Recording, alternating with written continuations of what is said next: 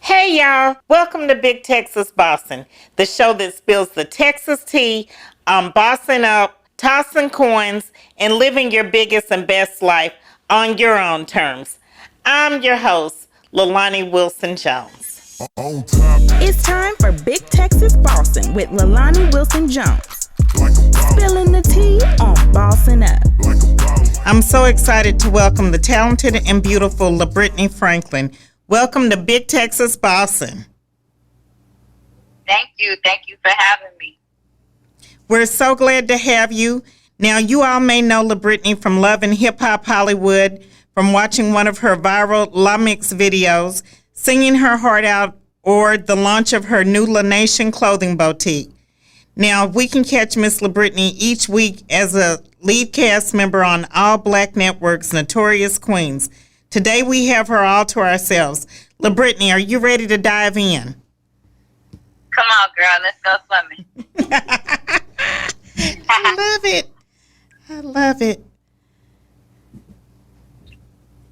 All right, LaBritney, why don't you tell us a little bit about how you got started in the reality TV world? Oh, man, how I got started in the reality TV world. My first reality show was Love and Hip Hop Hollywood, and it's crazy because someone that knew Ashley called Ashley, which is my manager, and was like, yo, I think LaBritney would be dope for Love and Hip Hop Hollywood. They looking for a cast member and whoop whoop. So, you know, the people from VH1 started reaching out to me, and I did a couple of phone interviews, and then the phone interviews turned into on-screen interviews, and it's just been history ever since. Now I'm doing a different reality TV show, you know, and I'm actually starting to develop a passion for reality TV, which is crazy because it came out of nowhere. You know, like I'm very specific with my goals and things that I want to do, and reality TV was never on my vision board. So it's like now a huge part of me and my career, and I'm so grateful, you know, to have the opportunity to be able to call myself a reality star. Wow, that is something. What was the transition like for you from the Motor City to LA and being a reality star? It was very interesting because, you know, before I did Love and Hip Hop, you know, people knew me for my music and my live mixes and things like that. But doing Love and Hip Hop, that put me on TV in front of millions of people every week. Like literally, I think they said like 2.5 million people watch that TV show every single week. And so it started to get different from me. It's like when I would travel and be in different airports, people like, that's LaBritney from Love and Hip Hop, LaBritney. Like, you know, it was different than just being in Detroit and everybody knowing who I was, you know. Or like even with my live mixes, it was a little different because people would know me for my live mixes, but that TV show is a worldwide TV show, you know, so it brought worldwide exposure to me and my brand. Right, so right. Transition, you know, just like my life being on TV every week and people thinking they know who I am because of what they seen on the TV show. And, you know, it's something that I definitely had to get used to. I'm still adjusting to every day. Okay, so it's an acquired lifestyle. Tell us about the TV show. Is reality, or is some of that scripted, or a lot of it scripted? So when I did Love and Hip Hop, that was actually much more scripted than the TV show that I'm on right now. I mean, technically, anything that's on TV isn't going to be just straight reality because they have to edit it to make it make sense. You know, they have to edit hours and hours of footage to fit into a 30-minute or a 1-hour episode. So, you know, they edit things and they have you tell the story that's going to be straight to the point, you know, and be good for TV and TV ratings. Absolutely. So the times that we saw you get bowdy, were you about that life or that was scripted? So it was a couple of times where it was completely unscripted. Like I was thrown into that. I didn't know who was going to be there. I didn't know, like, they knew, but for me, I was like, I didn't know. So, like, that's how it would work. Like, if they want some shit to pop off, it's like one person there will know what they're there for and what they gotta do and who they gotta attack, but the other person will be completely blindsided, and that's how you get like a natural reaction. So a couple of times it was real, but then it was like one time on Love and Hip Hop where I had the argument with Jay Will. Like, that was completely staged. Like, we knew what we had to do before we got in front of the camera and everything. Like, he was like, I don't want to argue with LaBritney in real life. That's my friend. And I'm like, it's cool. Like, we just filming. We could just act, for the show. Right, right. Well, you left Love and Hip Hop Hollywood and you went on to another show. Tell us how you gained entry into Notorious Queens and what that's about for you. So, Notorious Queens has been such an amazing experience. I was actually brought onto the show by Tony, who was the cast member on the show. She also is from Detroit. We shot the pilot for this show so long ago. We actually shot the pilot for the TV show before I did Love and Hip Hop. Wow. And I love Notorious Queens because it's much more true and authentic to who I am and what I represent in my real day-to-day life. And if you guys have had the chance to tune in, you guys will be able to see like a more real and vulnerable side and relatable side, much more than Love and Hip Hop. Okay, do you feel like exposing your vulnerability, compromises anything with you and your character as far as reality TV goes? No, because it's true to who I am. Like, I think being able to be my authentic self is like the best quality that I have. It's not a fake, it's not a front. I'm actually not good at acting. Like, my sister be laughing. She be like, LaBritney, you good at so many things, but acting is not one of them. So like, people, the vulnerable things that I go through are things that other people can relate to, So no, it don't compromise me and who I am at all, being vulnerable in front of the cameras. Vulnerability, like, so many people are taught to like not show their emotions or try to look as perfect, especially celebrities. And like, when you're in the entertainment industry, it's like everything's got to be perfect. And, like, that's not real life. We know that as women, like, we go through shit every day. Like, we have struggles, trials and tribulations. Sometimes we wake up and don't feel like getting out the bed. You feel me? Like, on Notorious Queens, you guys will see my struggle moving from Detroit to LA. You will see how like it was just tough for me moving from Detroit to LA because LA is so expensive. It's way more expensive than Detroit, and then you will see me and how sometimes, trying to balance motherhood and my personal life while also trying to create like a whole run of business and like maintain my career. Like, it weighs heavy on me, so like those are all things that people go through in real life on a day-to-day. And I like that people are able to see like, that girl, she's on TV, she got music on the radio, but I can relate to her, like, she go through the same shit that I go through. Right. Talk to us a little bit about being a reality TV star and raising your sons. What that's like for the boys. What's that like for you as a mother? Do you have people standing in the gap for you? Or how does that work? Are you a one-stop shop and you just handle it all? No, I have a very supportive family for sure. Like, my family helped me out a lot when it comes to just being able to like take care of it. Because I had my kids when I was a teenager, both of them. I had my oldest son when I was 14. Oh, wow. So, like, my family has always been supportive, very supportive since day one. Now, growing into the reality TV and, like, acquiring this certain type of fame is complicated. Like, it's something that I had to learn, like, before I got on Love and Hip Hop, I was actually very open with me and my children. Like, a lot of my followers, they really seen my sons grow up, since they were little boys. But like, when I got on TV and like the whole world started to know who I was, I started to become more private with sharing information about them, and then they're getting older, you know, and it just get a little tricky. They like, you know, so it's something that actually still to this day, every single day, I'm learning how to deal with, you know. But I try to keep my business and my life as a reality star separate from my children, unless my children agree and want to be a part of what I'm doing. So on this show, you will see my youngest son, Russell. He's in a couple of the episodes with me.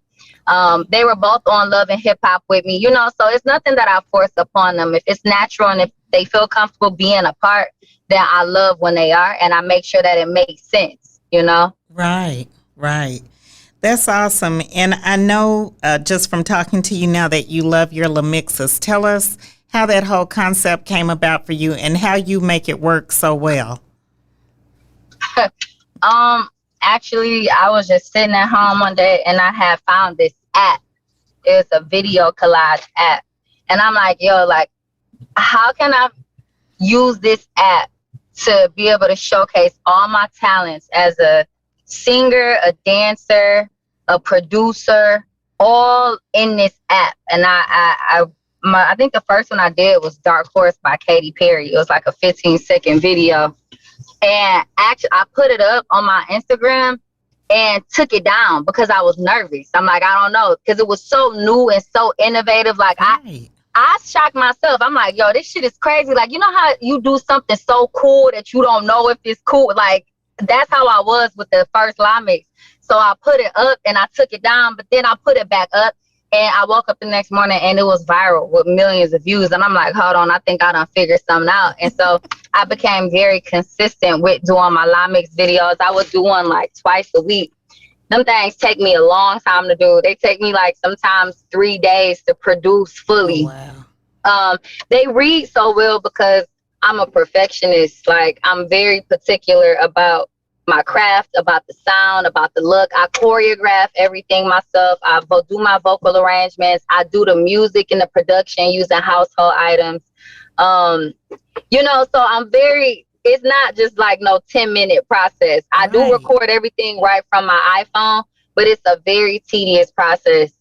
And people love it. And I've seen people like, you know, have their own versions of the live mix, which is cool too. You know, it's cool that I've been able to like inspire people to, you know, showcase their talent like that too. Right. You definitely do it well. Where did you develop your talent at? Because you sing, you dance. Was that something that developed as a child and you were in lessons? Or talk to us a little bit about that and tell us how you became LaBritney. Yeah, singing and dancing, performing, it's always been just a natural passion of mine since I was a little girl. Like, about 5 years old. I can remember watching Whitney Houston on VHS tapes and just being so mesmerized by her voice and her concerts, and literally sitting in front of the TV, learning every single dance move, learning every single song. Like, that's what I found fun. That's what I did for fun. Like, while my sister was off playing basketball or sports and playing with dolls and stuff, like, I would be making up dance routines, putting on talent shows. And then, yes, the older I got, I started actually developing my talent and taking lessons and learning how to do, you know, sing professionally, dance professionally, media training. My first encounter in the music industry, I was actually in a girl group. And when I got in that girl group, our management was Pajam. I don't know if you guys know Jay Moss. He a gospel singer, very talented gospel singer right out of Detroit.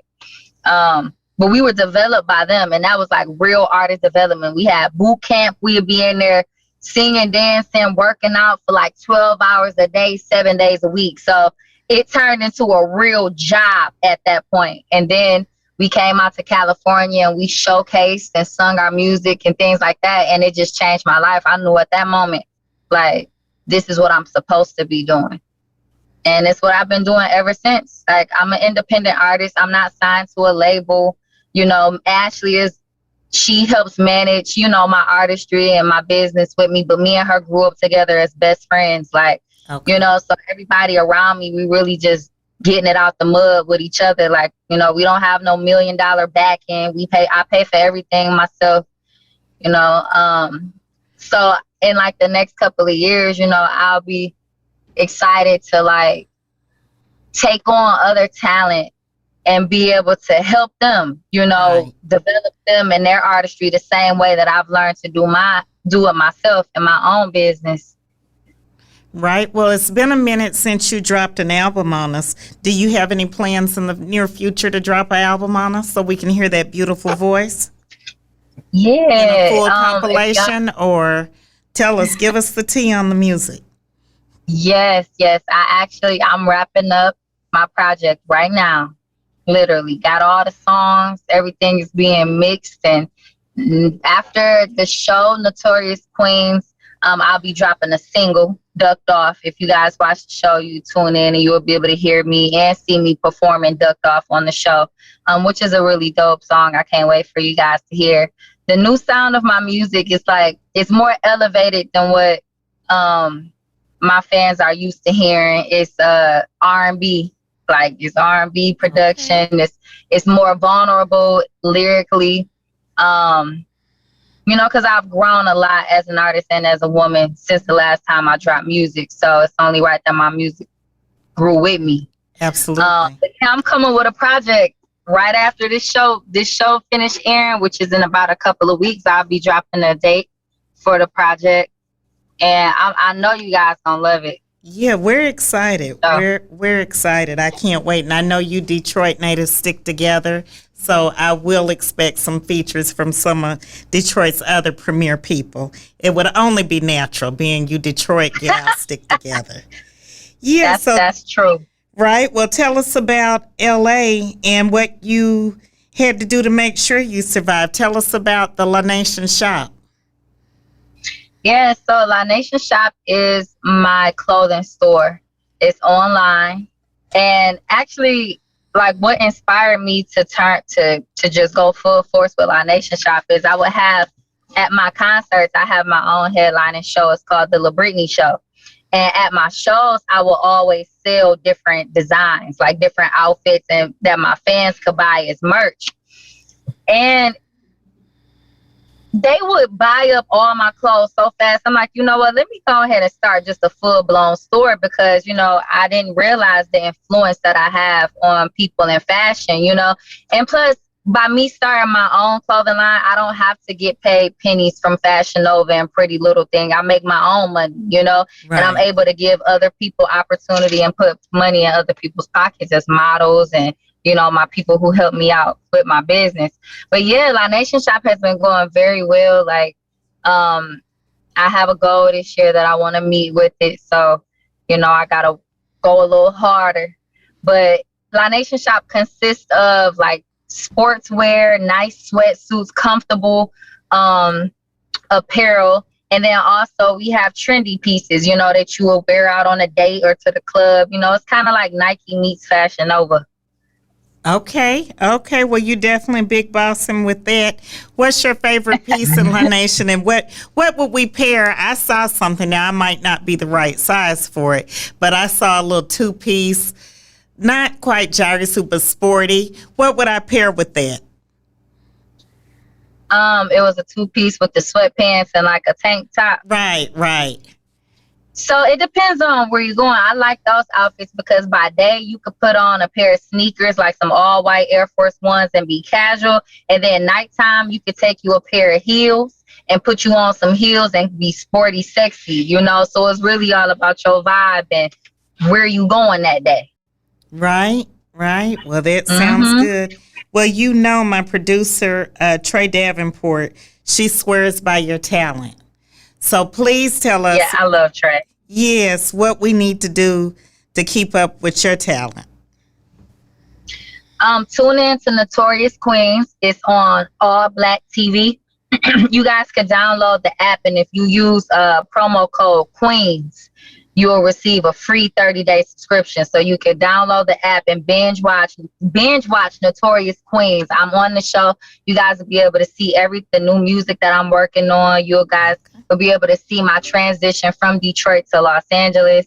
You will be able to see how, you know, I'm dealing with teenage boys and trying to become a mogul in the music industry, fashion industry, all of the above. And also, shop on my website. It's LaBritney.com. All my music videos, my clothes, and everything are right there. You can follow me on Instagram at LaBritney. I try to post as frequently as I can. You guys, I haven't done a live mix in a minute, but my fans been on my head, so I'm going to do a live mix soon. Yes, definitely. You got to bring the live mix to us. You all heard it from LaBritney herself, Notorious Queens. We know where to find her on all her social media sites. And let's definitely support LaBritney in all her endeavors. She's bossing up. She's Big Texas bossing in Cali. I love that. Come on, Big Texas bossing. I've enjoyed getting to know you and learning more about your journey. As promised, we poured the hot tea on the real deal behind reality TV, what it's like trying to make it in the Wild Wild West we know as Hollywood, and how a side hustle can help you stay the course while pursuing your dreams. LaBritney, please, you've already told everybody how they can find you and La Nation shop. So is there anything else we need to know about you that we didn't cover? No, you guys have covered everything. This was such a pleasant interview. I really appreciate you guys for having me, and I apologize for my tardiness. No problem. We appreciate you for showing up and showing out, LaBritney. Thank you. Let's do it again once my music drops.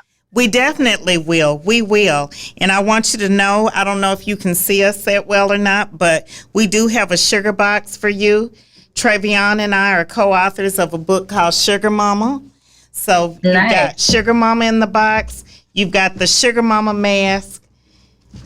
You've got a wine glass that says Sugar Mama. Okay, Sugar Mama. Yeah, okay, sugar is Sugar coming Mama. through. And a bookmark. So we definitely... I need a bookmark because I'm always folding my book pages down. Right, and putting the creases in them. Well, we got something where you can just put it on the hot section or the section you want to go back to because it reminds you of your life. So you like, oh, what did sugar do? You can go back to it.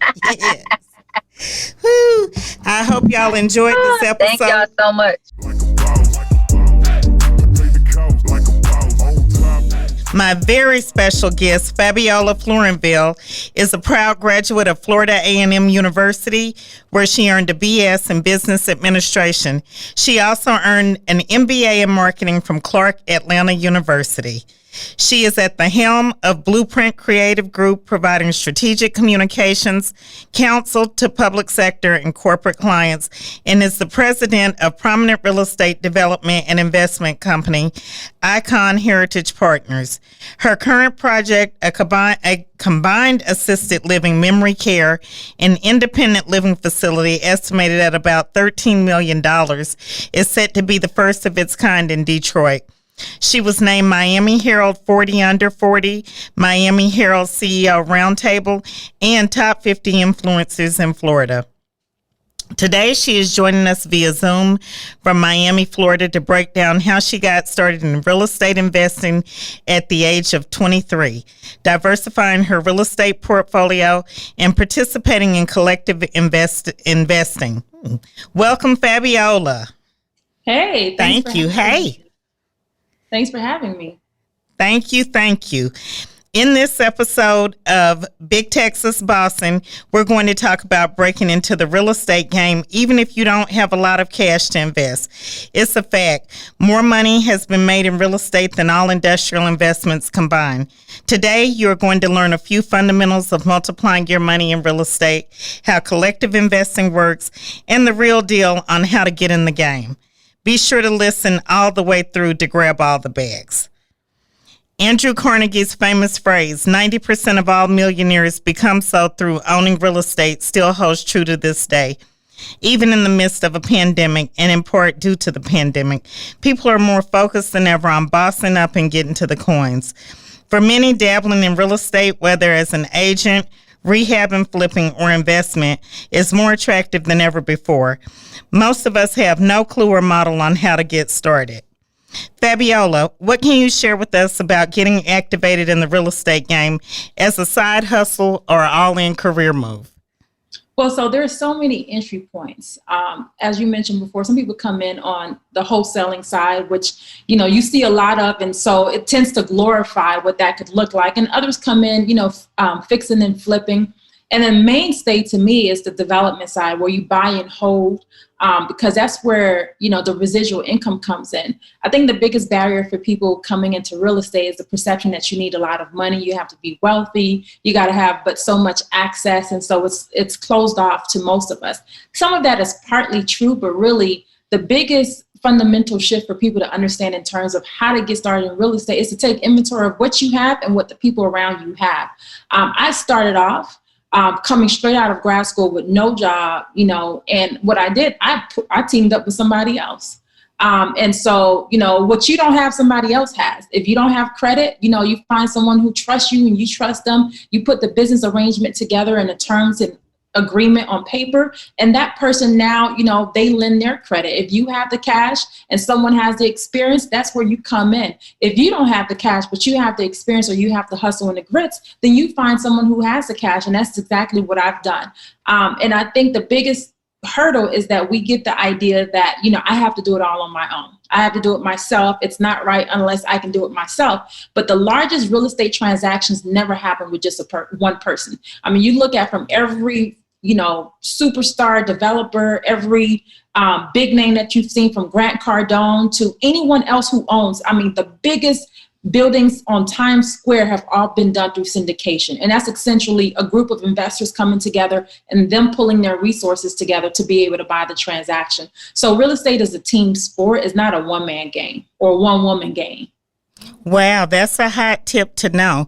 Talk to us a little bit about, if I am an individual, how do I get started buying multiple properties if I don't want to partner with someone?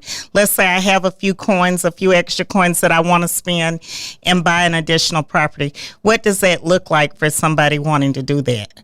So everything is about leverage. So if you don't want to partner up and you want to do for yourself, then based off of what you have available, that sets the boundaries for what you can do, right? So everything's about leverage. You don't need all of the assets value in cash to be able to buy it. So generally, a bank would be looking for, anywhere from 10 to 30% of the total purchase price of the property. And so if you have the cash to be able to do that, then you can kind of start backwards and say, all right, I have $50,000 in cash, or I have $10,000 in cash. And based off of that, that's 10 or 20% of X. And so that kind of sets your terms. But you also understand, what is it that you want to do? What's your goal? Are you in it for the residual income, which is, to hold and to be able to allow enough time for the property to appreciate? Are you in it to make a few quick bucks, knowing that that's higher risk? And that's where you see a lot of the flippers and, the rehabbers, but it's much more risky. You have to understand what is your comfort level for risk. And once you understand that and you understand what your tolerance level is, then you can decide on how you move. You will not know how to do this until you actually jump into it. You will make some mistakes. You will lose money. You will not become great at investing or anything in business until you actually make some mistakes and you bump your head and you figure your way up out of it. I mean, I did that. I purchased my first property. I was about 22, 23. And yeah, I made the money. And then at that age, you don't really know how to handle money. You don't know the fundamentals of money. Right. And so you lose it as well. And then that is your turning point. And that's where you can start to pivot and figure out what your fundamentals of investing are. Okay, awesome. So you talked a little bit about stepping out on faith and how you did things. At 23, what would you do different now that you're a little older? Because you look very young. What would you do different now that if you had the chance to do 23 over again, you would have done it different? I would not have done anything differently because I did well in it. And then I also crashed as well. And you need those moments. You have to be able to bump your head and lose it in order for you to really learn, because I'm much more prudent now years later.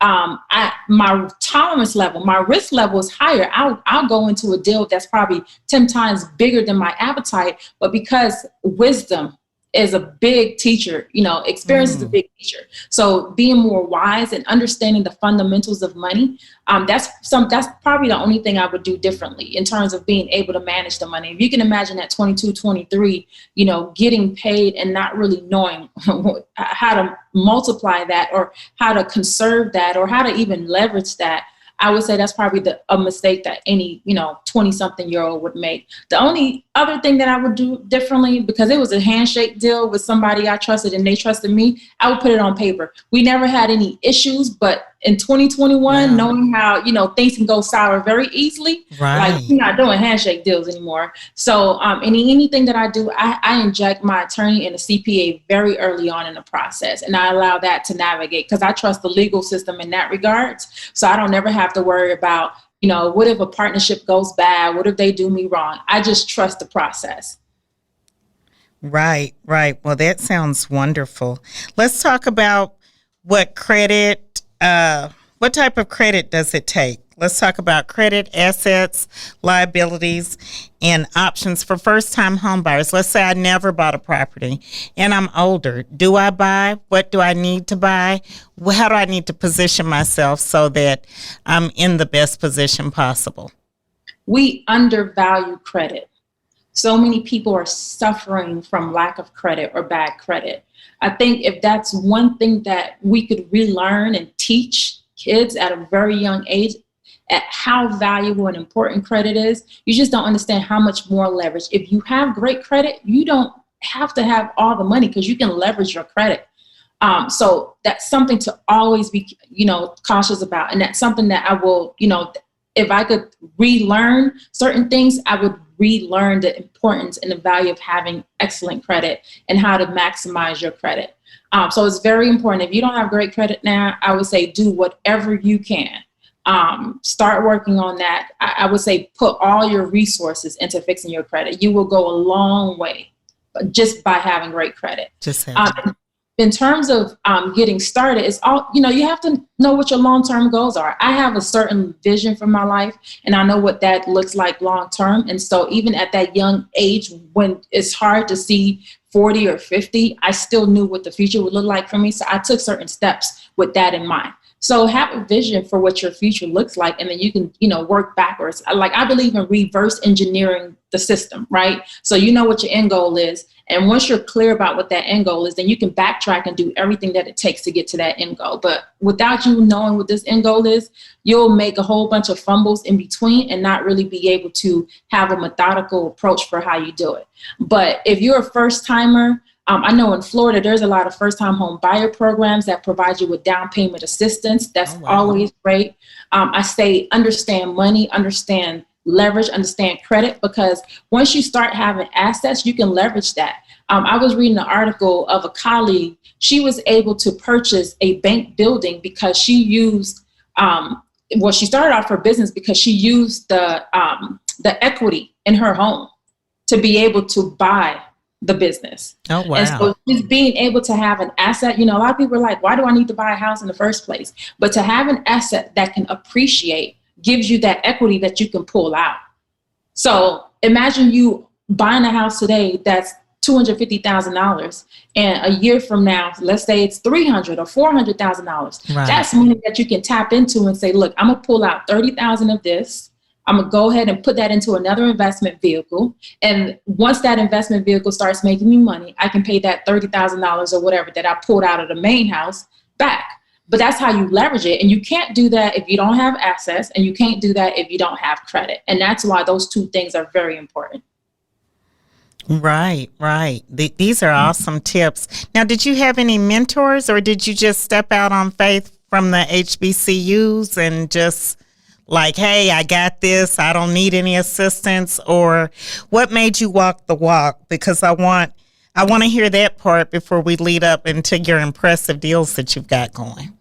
Well, so being an HBCU grad, a double grad, Florida A&M University and Clark Atlanta University, there's a couple of things that HBCUs teach you. They teach you to value, your history and your future, just because there's been so much that's been paid for us, right, in order for us to be where we are. So you value that, and because of that, you know how important legacy is.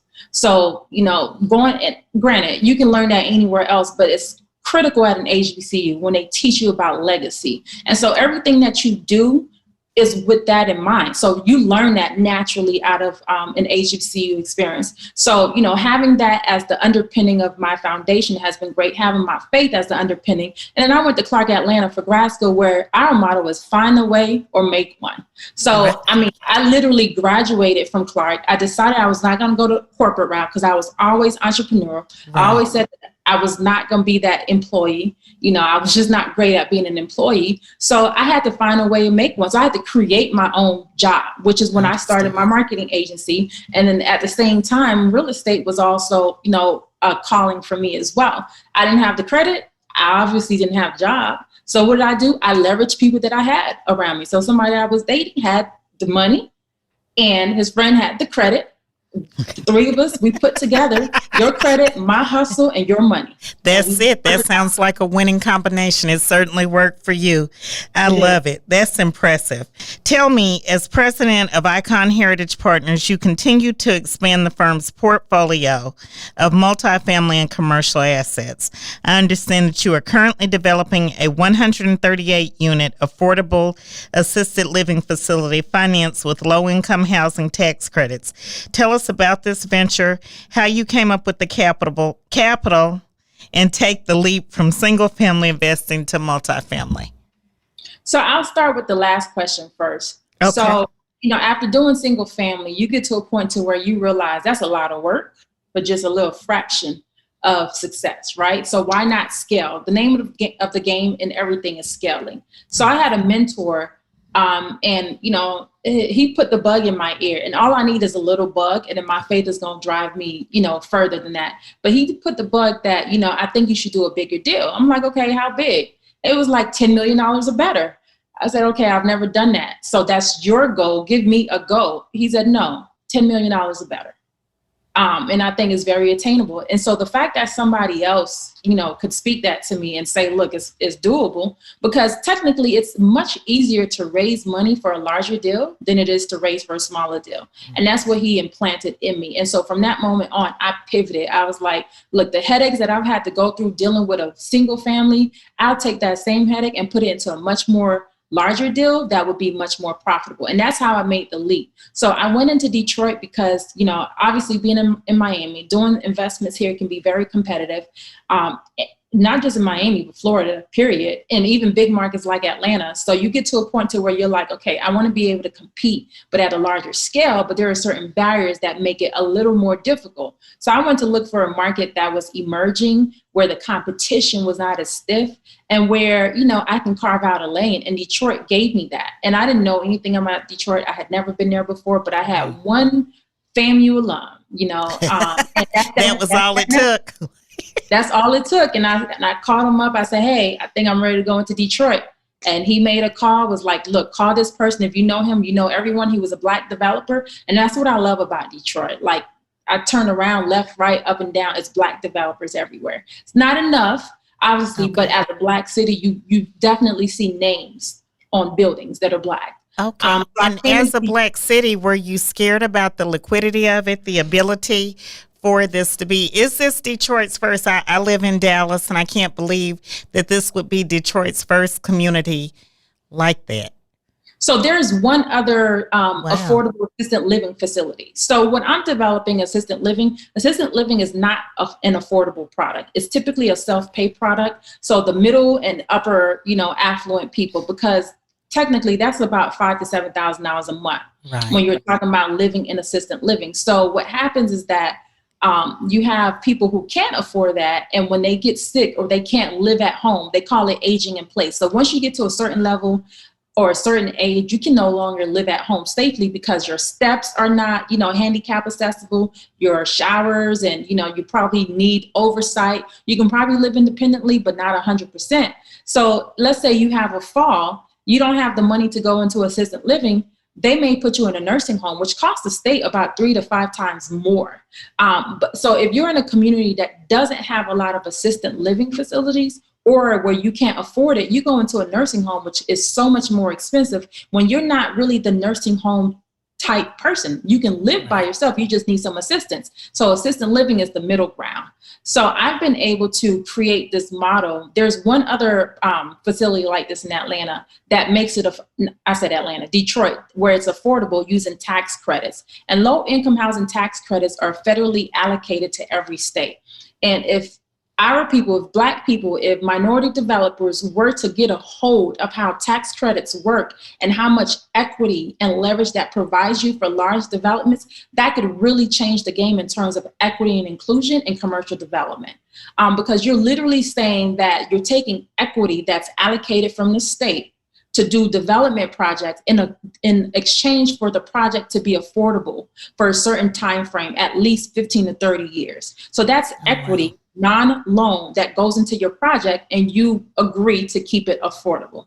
And that's how they work. So when you see affordable projects happening in Dallas or anywhere else, that's kind of the structure of it. They'll get equity from the state, and they agree to keep whatever the percentage is. Mine is 100% affordable, and the amount that you can get is based off of the percentage affordability. So you'll see a high-rise, a luxury high-rise downtown that says 20% affordable.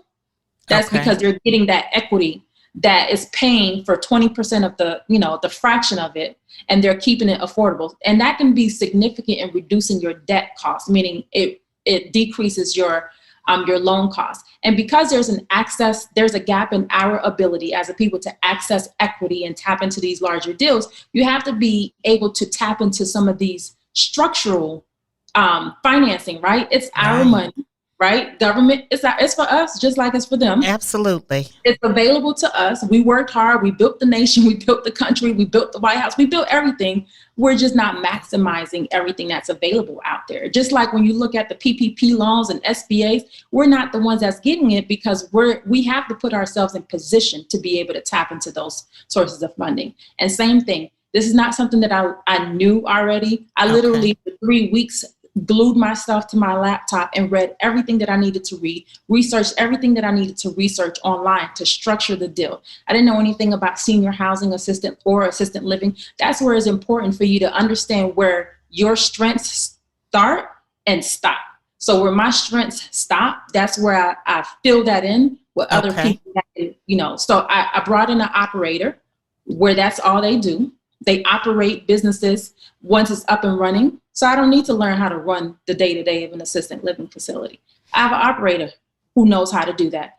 And fine, I'll give you a percentage split of, gross revenues to be able to do that. That's fine. On the financing side, I'm not a Detroit native. I don't have the contacts like that, even though I came in and I spent time and I networked and, I did everything that was important. I'm still not a local. So what? I got me a local partner, right? A local co-developer, brought him into the deal. Let's co-develop this alone. And I didn't try to act like I could do this all myself.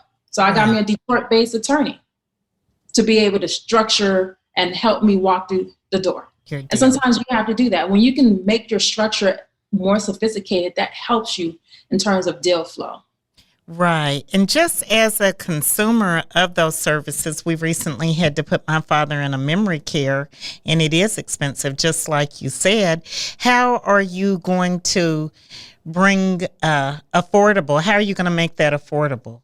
How are your residents covering that when they're probably on Social Security and just have minimum incomes? Are there grants to supplement that, or what are you doing to offset the cost? Because it is expensive to take care of someone. So again, we just don't know what's available to us. Medicaid pays for stuff like that. Okay. Medicaid pays. Okay. Awesome. It can almost cover most, if not all, for it based off of income and assets. But Medicaid waivers pay for services like that. You get Section 8 vouchers and it pays for the housing portion of it. And that's how you keep it affordable. But because we think that, you have to be rich to live in something like this, I can't put my family member in it. So you allow your family member to suffer at home. Right. Should be in a planned community with other seniors and with nursing staff around them. Right. I know for us, the research in doing it and in certain facilities, and he had the income to support being in a facility that, and able to pay what it was required, but it was like, well, they take this or that, and you don't want them to lose their sense of independence to the degree that they can sustain that. And so it's very important. But I've just seen cases where people who couldn't afford it, their families take care of them for a long time, and by the time they do get help, it's a nursing home. So I definitely commend you and your partners. I think that's wonderful. And I know that you'll get full fast and that it'll bring a lot of joy to the citizens of Detroit. That is just awesome. That is. And, the dichotomy of it, me being younger and doing a product that feels, that the seniors, the citizens. And when you think about the demographic shifts of this country, we're about to be older. So boomers are becoming the seniors. So there's I can't remember off the top of my head what that percentage is going to look like, but there's going to be a larger chunk of older people than what we see now in the next 5 to 10 years. So, and that's part of investing, right? Where are the trends going? Right. What's going to be in demand 5 to 10 years from now, just because you see demographic shifts. And so everything is about how do we start to create that type of life plan for seniors today who are going to not be able to stay at home tomorrow. Absolutely. And is that how you pick your projects? What's next for you? I mean, this is huge. Some things happen divinely. When you have guts and you have faith and you just drive it, you find yourself just planted and things just start to happen. Because I didn't plan on this being assistant living when I first saw the building. I didn't plan on pursuing tax credits. I didn't know what tax credits were. I didn't know how to, structure a deal with tax credits. I just saw an opportunity. I had someone put a bug in my ear saying, look, you can go bigger. I didn't know where all the financing and all the funding was going to come from. I just knew that I trust myself and I trust me to do whatever it takes to make it happen. And I saw a property that I liked. It was 138 unit. It was distressed. It was vacant. It needed to be gutted and everything else. And it was a former senior housing building. That's all I knew. Oh, wow. It could be multifamily or an apartment building and maybe senior housing. And as you start to walk without knowing all the details and you start to navigate your way through it, for me, it's about becoming a mini expert in everything. And the more I started doing that and the more I started walking one foot in front of the other, then things started to come to fruition. And next thing I know, I have an assistant living facility that's pursuing low income housing tax credits. And that's, and the city of Detroit has been a great supporter, have been very encouraging. And even the mayor of Detroit has put his hand and say, look, we support this project. And, yes. And that was me a year ago coming into a city where I didn't know anybody. Right. So what's the project looking like today? Where are we on construction and all of that? So commercial projects take a long time. So by the time you see a project be shovel ready and they start doing construction, it might have been 3-4 years in the making for that to happen. Okay. So I'm still about a year out before all the financing comes to the table. It's actually about a $20 million project. And then with fees, it'll probably be roughly about $25 million. So I'm still about another year out. So I just hit the year mark last month in March. Okay. So I purchased the building March 12, the day of the shutdown, actually, 2020. Oh, wow. I remember doing the closing and knowing that I had to get back on the flight and get back home. Right. So the day of the shutdown. So I'm a year into it and I have about another year because there's so much, just what I'm learning in terms of how to structure a LIHTC deal and putting the pro formas. You have to understand, you got to know your numbers. And whatever you don't know, you better willing to pay somebody, who knows. And so, and that's where the sacrifice comes in. But having to structure a deal like this, having to, every week I'm on a phone call, whether it's a 15-minute call or an hour call, I'm on the call with the city, we're in email. So that stuff takes a bit of time. So in about another year, it'll be shovel ready. It'll be about an 18-month construction project and about another 6 to 8 months to get it fully leased up. So I would say that by 2024, we should have a project that's already fully functioning. Wow. Thank you for sharing all of that. A lot of people wouldn't share that, but that's important. We need to know that. And thank you. Thank you definitely for sharing. Let's touch a little bit on regentrification because that kind of sounds like your project, but it's not. Your project is definitely more extensive. What do you think about that? And what do you think where regentrification affects our communities in particular?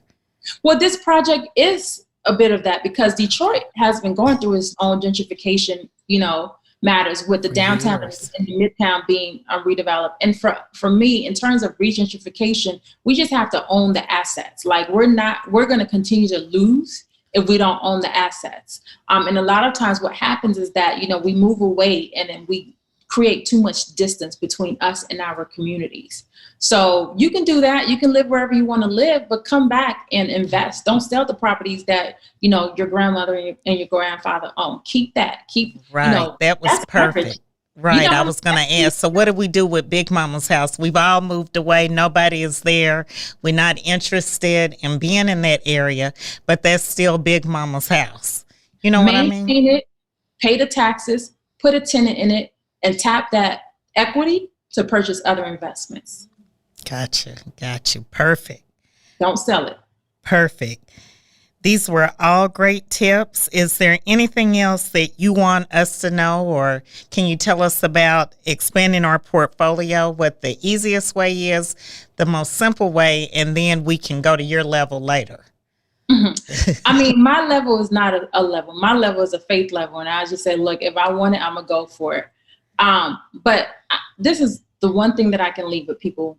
You don't have to do it all by yourself. It's going to take you forever. You know how far behind we are as a people? We have 400 years, of a system that has put a crutch on us. And we have to, if we keep trying to do everything on our own, that means every generation is starting over.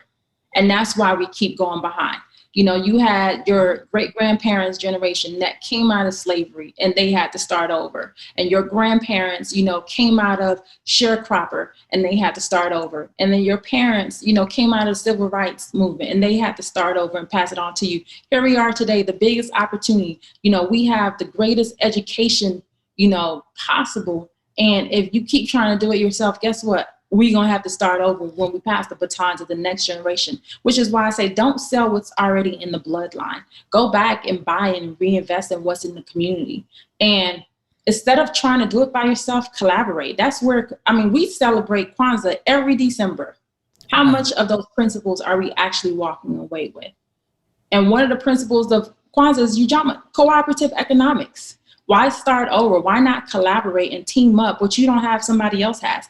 Like for me, I'm never in lack of anything, and I never worry about whether I have access to money because there's enough people around me, whether I know them or not. Look, a group of friends and I, about 4 or 5 years ago, started an investment fund in Miami. It was 3 of us that had the idea. We came to the table, and everybody else. When you start to talk about your dreams out loud, other people are drawn into it. Money attracts money. Right. And so we had others who joined in on this fund who we didn't know of, but they heard us talk. They saw us walk the go. And then obviously we put the legal part behind it to where they trusted the process. And now we had investors in it. But you'd be surprised how much you have around you if only you would not be afraid. That's why I don't mind sharing the knowledge because for one, knowledge is free. And the more I share, the universe returns it back to me. I love it. You are awesome, Fabiola. I was not prepared enough for how great you are. Yes. Well, thank you so much for joining me. How can everyone learn more about investment opportunities or your marketing services? So Blueprint Creative Group, we just became 8A certified with the SBA, which if you're into contracting and federal contracting, that's a totally different space. Just women-owned firms, minority-owned firms, there's like big chunks of set-asides that's available to us. This is for us that we're not pursuing enough of. And so being an 8A certified firm now opens up a larger, opportunity for Blueprint Creative Group because the government is your biggest customer. That's the biggest customer that you can have. So we continue to expand in that. And in terms of investment opportunities, I am looking to acquire 2 more multifamily properties, one likely in Atlanta, and one in South Florida. So I'm starting up a fund for that. But for me, it's I want us to win. I want Black people to understand money. I want Black people to tap in. I want us to close this equity gap. I want there to be more inclusion, better inclusion. I want us to understand, you're going to be left out of rooms where you can't speak the language. Absolutely. You have to know the language. And for me, I make it a mission for me to walk. I don't care if I'm the only Black woman in that room, when I go in there, they don't see the difference because I'm going to talk at their level, because I'm always looking to educate myself and to learn the language. So we have to learn the language of money. There's rules to business that you have to understand. So, it's a knowledge gap that we have to close. So, Invest with Fab, that's kind of like my platform to create, education around it. I have the podcast. So people can find me on IG or Facebook at Invest with Fab. That's where I just drop gems, stuff like this. I just openly share it with no problems. I mean, if you hoard information, then the universe will hoard opportunities. So if you release information, the universe releases opportunities to you. So I believe that's how it works. So I don't have to, hold anything back. I love it. I love it. And you're absolutely right. Well, that's a wrap on today's business segment. We promised to spill the tea on getting into the real estate game. We had Miami's finest, Fabiola Florinville, share with us on how to get started and the fundamentals on collective investment. Follow us at Big Texas Bossin on Instagram and Facebook, and tune in to the next episode of Big Texas Bossin, y'all. Thank you, Miss Fabiola. Before we go, I want to let you know that we do have a gift for you. I don't know if you can see it. I'm not sure that you're aware, but I'm an author, and I have my co-author, Trey Davenport, in studio with me today. And our book is called Sugar Mama. Of course, we think it's the New York Times bestseller. They just don't know it yet. But what you'll be receiving in your gift box is a book from us. So you'll be able to read and share. And we were featured in the Miami Herald. So you were? Oh, yes. Good. I can't wait to receive it. Thank you so much. And the Miami Times, yes. So are you coming to Miami anytime soon? I'll be in Miami in June, as a matter of fact, for my birthday weekend, June 25th through the 29th. I'll be over in my first time in Miami at the Fontainebleau. So if there's anything hot and exciting I need to do, Trendy, let me know, please. Yes, let's connect. Okay, definitely. Definitely. Thank you. It's been a pleasure and an honor. Thank you so much. Thank you. I enjoyed you thoroughly. Thank you. That concludes this episode of Big Texas Bossin. I hope you all got the tea and really enjoyed it. You can follow us on all of our social medias at Big Texas Bossin, BOSSIN, and follow us on our website, www.bigtexasbossin.com. Y'all come back now.